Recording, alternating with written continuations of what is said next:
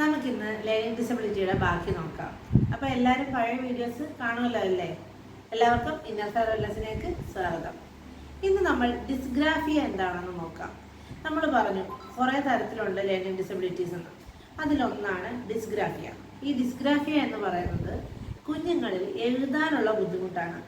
നമുക്കിത് നഴ്സറി പ്രായത്തിൽ തന്നെ കണ്ടുപിടിക്കാനാകും. പക്ഷേ പല കാരണങ്ങളാലും നമ്മൾ ഇത് നെഗ്ലക്റ്റ് ചെയ്യും. അതായത് കുട്ടി വളരട്ടെ, അപ്പം എഴുതാൻ പറ്റും, കുഞ്ഞായതുകൊണ്ട് എഴുതാൻ പറ്റുന്നില്ല എന്നൊക്കെ ആയിരിക്കും നമ്മൾ ചിന്തിക്കുന്നത്. ഓൾറെഡി പറഞ്ഞല്ലോ, ഇതൊരു ന്യൂറോ ഡെവലപ്മെൻറ്റ് ഡിസോർഡറാണ്. അതായത് കുഞ്ഞുങ്ങളുടെ ബ്രെയിനിൽ അത് കണ്ടെത്താൻ കഴിയുന്നില്ല, ആ ഒരു ലെറ്റർ അല്ലെങ്കിൽ അവിടെ എത്തുന്നില്ല. അതിന് ബ്ലോക്ക് ഉണ്ടാകുന്നതാണ് ഇതിനുണ്ടാകുന്ന പ്രധാന പ്രശ്നം. അപ്പം നമ്മളിത് ഐഡന്റിഫൈ ചെയ്യുന്നത് കുട്ടി എഴുതുന്നത്, അതായത് വൃത്തികേടായ, നമ്മൾ പറയുന്നത് കയ്യക്ഷരം ഒരു വായിക്ക് കൊള്ളത്തില്ല, അവനിങ്ങനെ വലിച്ചു വാരി എഴുതുന്നതെന്ന് പറയത്തില്ല, അങ്ങനെ വൃത്തികേടായിട്ടുള്ള, അതായത് ഒരു മെനയില്ലാത്ത കയ്യക്ഷരം, അങ്ങനെ കയ്യക്ഷരമുള്ള കുഞ്ഞുങ്ങളെ നമുക്ക് സംശയിക്കാം. പക്ഷെ ആണെന്ന് നമുക്ക് ഉറപ്പിക്കാൻ പറ്റില്ല. കാരണം കേൾവിക്കുറവോ മറ്റു കാഴ്ചക്കുറവോ അങ്ങനെയൊക്കെ എന്തെങ്കിലും ബുദ്ധിമുട്ടുണ്ടെങ്കിൽ കുഞ്ഞ് കേൾക്കുന്നതോ അല്ലെങ്കിൽ മനസ്സിലാക്കുന്നതോ വേറെ രീതിയിലാണെങ്കിൽ നമുക്ക് എഴുതുന്നതിൽ ബുദ്ധിമുട്ടുണ്ടാകും. അപ്പം നമ്മൾ ഒരു കേൾവിശക്തി അല്ലെങ്കിൽ പരിശോധിക്കുക, അല്ലെങ്കിൽ കാഴ്ചശക്തി പരിശോധിക്കുക. ഇതൊന്നും അല്ലാന്ന് ഉറപ്പുണ്ടെങ്കിൽ മാത്രമാണ് നമുക്ക് ഈ ഡിസ്ഗ്രാഫിയയിലോട്ട് അവസാനം എത്താൻ പറ്റുന്നത്. അതുകൂടാതെ വാക്കുകൾ കൂട്ടിച്ചേർത്ത് എഴുതാൻ പറ്റില്ല, കൂട്ടിച്ചേർത്ത് പറയില്ല. പിന്നെ വാചകങ്ങൾ സെന്റൻസ് ആക്കില്ല, അതായത് ഒരു സെന്റൻസ് പൂർണ്ണമായി അവർ എഴുതില്ല. പിന്നെ പാരഗ്രാഫ്, അപ്പം വാക്കുകൾ സെന്റൻസ് എഴുതാൻ പറ്റാത്തവർക്ക് പാരഗ്രാഫ് ഉറപ്പായിട്ട് എഴുതാൻ പറ്റാതെ വരും. പിന്നീട് നമുക്ക് നമുക്ക് എഴുതണമെങ്കിൽ നമ്മുടെ കൈക്ക് നല്ല രീതിയിലുള്ള വേഗത വേണം, അതായത് മികച്ച ചലനശേഷി വേണം. ഈ വേഗത ഇല്ലാതിരിക്കുകയും നമുക്ക് ഒരു ഭാഷ ക്രിയേറ്റ് ചെയ്ത്, അതായത് നമ്മൾ വാക്കുകൾ സെന്റൻസ് ആക്കി, അതായത് അക്ഷരങ്ങൾ വാക്കുകളാക്കി സെന്റൻസ് ആക്കി കൊണ്ടുവരണമെങ്കിൽ അതിനൊരു കഴിവ് വേണം. അപ്പോൾ നമ്മുടെ മദർ ടങ്ക് നമ്മൾ മലയാളമാണ്. അപ്പോൾ നമ്മൾ മലയാളം ഈസി ആയിട്ട് സംസാരിക്കും. നമ്മൾ അതർ ലാംഗ്വേജസ് നമ്മൾ പറയാൻ നേരം നമുക്ക് ബുദ്ധിമുട്ട് അനുഭവപ്പെടുന്നത് എന്തുകൊണ്ടാണ്? ആ ലാംഗ്വേജിന്റെ ഒരു കോർഡിനേഷൻ നമുക്ക് കറക്റ്റായിട്ട് കിട്ടാത്തത് കൊണ്ടാണ്.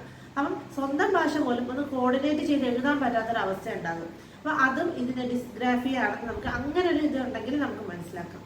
പിന്നീട് എല്ലാ കുട്ടികളിലും ഒരുപോലെ ആയിരിക്കില്ല ലക്ഷണങ്ങൾ. അത് ചില കുട്ടികൾ ഈ പറഞ്ഞ പോലെ സെന്റൻസ് അക്ഷരങ്ങൾ എഴുതും, അവർക്ക് സെന്റൻസ് ആക്കാൻ പറ്റില്ല.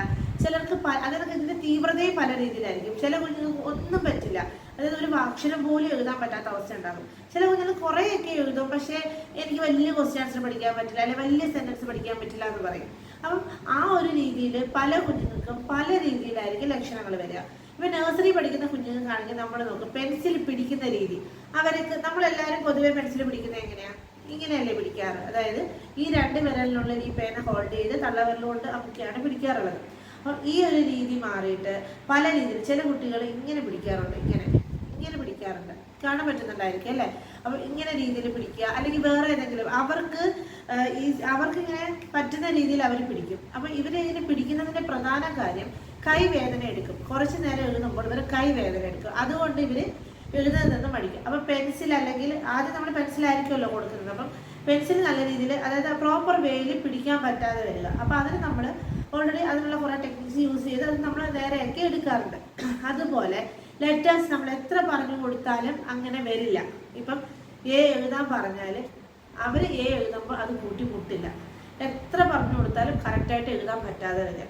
പിന്നീട് നമുക്കൊരു സെന്റൻസ് എഴുതുമ്പോൾ, ഒരു വാക്ക് എഴുതുമ്പോൾ, ഒരു വാക്ക് കഴിഞ്ഞ് അടുത്ത വാക്കിലേക്ക് നമ്മൾ സാധാരണ പറയാറ് 1 ഫിംഗർ സ്പേസ് ആണ് അല്ലേ?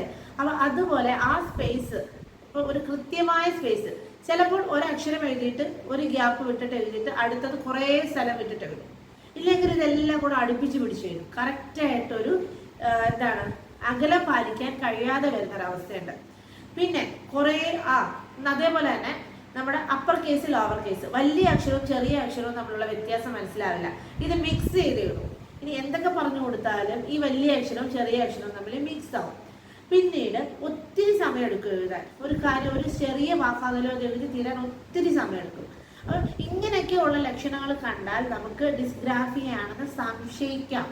ഉറപ്പ് വരുത്തണമെങ്കിൽ നമ്മളത് അസസ് ചെയ്ത് കറക്റ്റ് ഫോർമാറ്റിൽ ചെയ്താലേ നമുക്കത് ഉറപ്പ് വരുത്താൻ പറ്റും. അതുപോലെ പ്രൈമറി സ്കൂൾ അല്ലെങ്കിൽ മിഡിൽ ക്ലാസ്സിൽ പഠിക്കുന്ന കുഞ്ഞുങ്ങളാണെങ്കിൽ വായിക്കാനുള്ള ബുദ്ധിമുട്ട് വരിക. പിന്നീട് ഉച്ചത്തിൽ അതേപോലെ നമ്മളൊരു വാക്ക് പഠിക്കുമ്പോൾ അത് ഉച്ചത്തിൽ പറയും, സംസാരിക്കുമ്പോൾ അതേപോലെ പറയുമ്പോൾ അതിൻ്റെ അടുത്ത മീനിങ് നമ്മൾ ആലോചിക്കും. അപ്പം അങ്ങനെ ആലോചിക്കാൻ പറ്റാതെ വരിക, നമ്മൾ പറയുമ്പോൾ ഉച്ചത്തിൽ പറയാതിരിക്കുക. ആ വാക്കുകൾ പറയുമ്പോൾ നമ്മളൊരു വാക്ക് പഠിക്കുമ്പോൾ അതിൻ്റെ അർത്ഥം നമ്മൾ മനസ്സിലാക്കി ഇത് എന്താണ് അമ്മ മാതാവ് എന്ന് പഠിക്കുമ്പോൾ നമ്മൾ മാതാവ് അമ്മ നമ്മൾ അമ്മയായിട്ട് നമ്മൾ റിലേറ്റ് ചെയ്യും. അങ്ങനെ റിലേറ്റ് ചെയ്യാൻ ആ കുട്ടിക്ക് കഴിയില്ല. അപ്പം അങ്ങനെയൊക്കെയുള്ള അവസ്ഥ ഉണ്ടാകുമ്പോൾ നമ്മൾ എന്ത് പറയും, അതിന് ചിലപ്പോൾ അത് ഡിസ്ഗ്രാഫിയ ആകാം എന്ന് പറയും. അപ്പോൾ എല്ലാവർക്കും ഡിസ്ഗ്രാഫിയ എന്താണെന്ന് മനസ്സിലായെന്ന് വിശ്വസിക്കുന്നു. അടുത്ത ലേണിംഗ് ഡിസബിലിറ്റി ടൈപ്സ് എന്തൊക്കെയാണെന്നും ഇതിനുള്ള സൊല്യൂഷൻസ് എന്താണെന്നും നെക്സ്റ്റ് വീഡിയോയിലൂടെ നോക്കാം. എല്ലാവരും ലൈക്ക് ചെയ്യുക, ഷെയർ ചെയ്യുക, സബ്സ്ക്രൈബ് ചെയ്യുക. നിങ്ങളെ കേൾക്കാൻ ഞങ്ങളുണ്ട്. ഞങ്ങൾ ഇന്നഫ് അവയർനെസ്. Thank you.